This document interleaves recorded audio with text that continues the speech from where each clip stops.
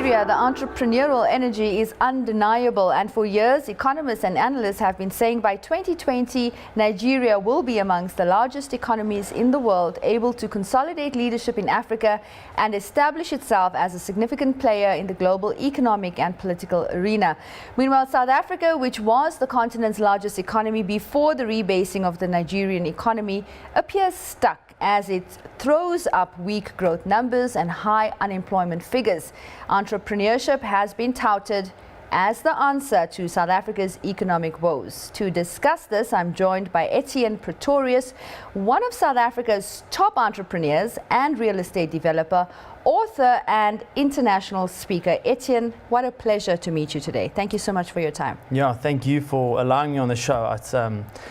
I mentioned it to you a little bit earlier that I think I need to congratulate you on the way you're constructing this whole leading opinion to get entrepreneurs, get influential people on the show to share their vision, their background, their 10,000 hours and help the masses out there to really become significant and help themselves help them. You know? Ettiene, thank you so much. I'm so flattered by that compliment, and I really want to talk to you because you are a game changer in South Africa as an entrepreneur, and I'm totally fascinated by your story. You started at the tender age of 6 as an entrepreneur.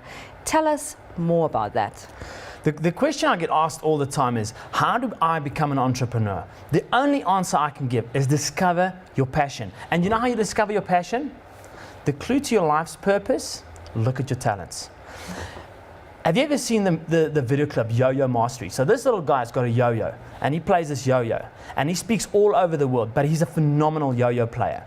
And right at the end of his show, so he gives this phenomenal show with a yo-yo, and right at the end he takes up this yo-yo and he says, I'm speaking all over the world and influencing the world with this yo-yo.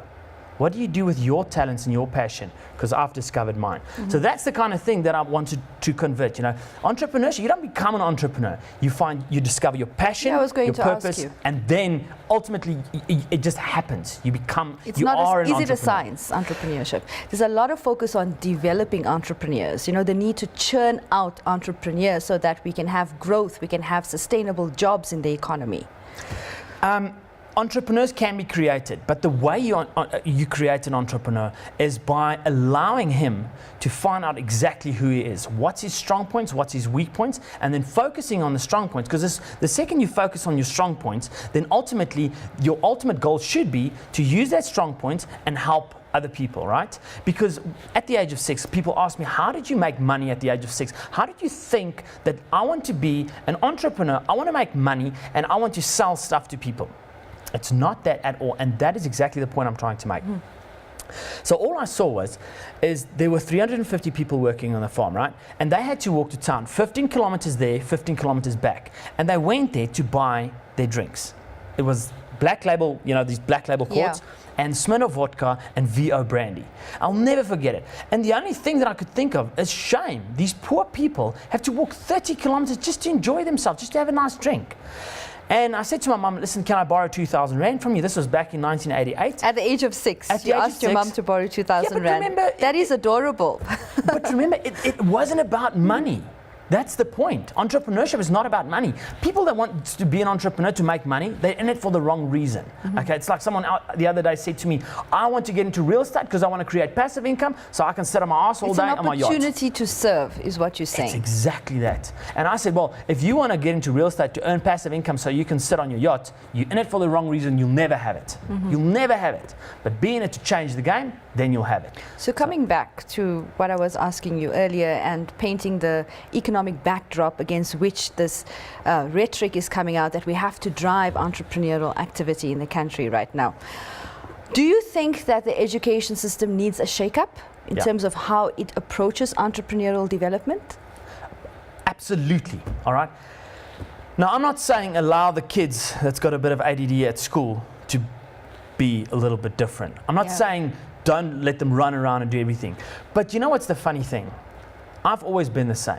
All right, I've always been the person that's different. Okay, I've always had certain achievements and failures. But at school, having the same type of personality, it's frowned upon, and dampened, and you always get in trouble, and it gets taken away from you. So you have to fit in with the system that's being offered. Exactly. Now the system that's being created is being created by media, newspapers, television, and that movies, all the shows, the 7-Eleven, all those kind of things we watch, is not a real world, but we perceive it as real, and our perceptions is our reality, and that becomes our reality, that becomes our lives, and that is the biggest problem. So you never have the opportunity to stimulate your thoughts, your entrepreneurial skills, your creativity. You forget being a Peter Pan, you know, you forget being the little Tinkerbell and the Wendy. You grow up, and at one point you overanalyze things to such a level where you put yourself out of the game before you even start. Because, and there's the other thing, when you meet guys like Branson or Trumps and all these guys, the second you meet them, you look at them and you realize that they are not action figures, they are real. But we perceive them as these people that's elevated to such a high level that they are action figures, they're not real. And before you've even started, you think to yourself, it's not real, why should I even try? You never even give yourself a chance. I'm enjoying your energy, the energy that you bring to the space. It's Red Bull. It's Joking. It's electric and contagious, and you come across as a teacher and as a coach as well. Do you work with people? Do you train entrepreneurs? I have started, yes. I started because of the demand and people asking, please can I mentor, please can I coach. Here's another thing. One thing that I did discover was that paying for advice is you get something for paid advice. But if you go out there and because I've got coaches and I pay them. I pay a lot of money for my business coaches to mentor me, to coach me, and to help me turn the right screw. People that stand around the Brightflace feed and talk about things and ask for advice, that's exactly what they'll get. Nothing. Okay? Because people have to do that mind shift. Because if you don't put skin in the game, why would you want to burn your ships and say, now I've got nothing to go to. Now, the only thing I can do now is run forward, fight and live, or run and die. And you got to put skin in the game sometime. And when it comes to coaching, mentoring, people come to me and say, listen, can you coach, can you mentor? And I say, yes, but you got to put something. You got to put skin in the game first of all. If it's money or if it's something you got to give back, but you can't get it for free. Never. It's a different mindset. Now, you're definitely a self-driven person because, again, coming back to your personal history, you started at the age of 6, you got to earn your first million at the young age of 21, and along the way you met up with these business coaches and you acquired more skills. But at what point, what was the biggest turning point for you on this journey? There wasn't just one. Because that's a mistake a lot of people make. They think it's one turning point. It's a continuous turning points in your life. It's always redirecting yourself. But you needed support. Along the way, you needed support to get to where you are. Yes, I do.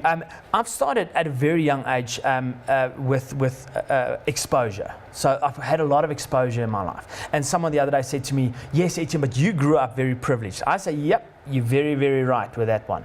But you know how hard it is for me that grew up privileged to stay motivated, driven, and find your passion.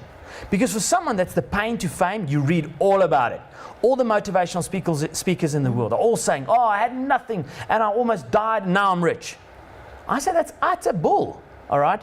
Because they don't explain why they're doing something, because they discovered their passion. And that's the missing link. You can be wealthy and then successful. Because a lot of people grow up with wealth, but they never find their passion, so there's no influence after that. I know people that's worth R1 billion, but no one knows about them. Then I know people that's worth nothing. Mahatma Gandhi. Nelson Mandela passed away, he was worth 40 million rand. He was, other than, second to Coke, he was the most spoken name in the world. 40 million rand. In the bigger scheme of things, of this tycoon of a person, 40 million rand's nothing. But there's people that's billionaires, we don't even know about them. So it's about the power of your choices that you make in life that influences other people.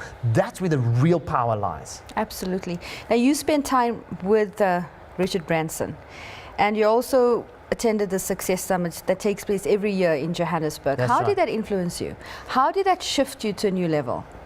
First of all, I went to the Success Summit to go and meet Richard Branson, okay? Because that was when I was 19. I started educating myself and reprogramming myself. I literally went back to zero-based thinking almost every single day. Zero-based thinking is forgetting what you know, but having that in your unconscious, not subconscious. Subconscious is recalling, unconscious is an emotion. And that's the era we live in, is the emotion era. Okay, I'll get back to that in a point. So I said, I want to meet this influential person because this guy inspires me to be different. All right, and I said so last year there was this ad, and I said I want to meet Richard Branson. You pay for the ticket, and you've got the opportunity to shake his hand. And I went there, and I was very disappointed because the promise that was given to me was never delivered. Because I couldn't meet him, so I was about 10 meters away. There was bodyguards all around him, and I couldn't meet him, and I was disappointed. And I said, I'm not done with this one. I'm going to meet this guy. I've got it on my board.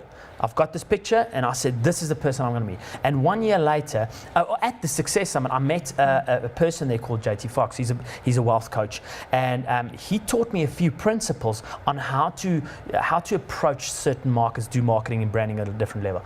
And a year later, implementing a few strategies, I spent 5 days with Richard on his island, and it was one of the most you know what? If I have to ask you, how do you tie your shoelaces? Explain it to me in words. You can't do it. You can't really explain how you tie your shoelaces in words. You can do it with your eyes closed. Sure. And that's the experience I had with Branson. It's like, there's no words for it, but the emotion was something that changed my life, and it made me think, you know what? There's more in life than you and money. That is awesome. It was such a privilege to meet you today. I really enjoyed that. I feel so inspired. You've actually shifted the way I look at entrepreneurship as well. It's not just about money. It's not just about creating jobs. It's about your life purpose. It's about your vision. It's about serving each other. And everything else is the spin-offs that follow. Very, very true. What a big privilege. Thank you so much for your time today. It was an honor. Thank you.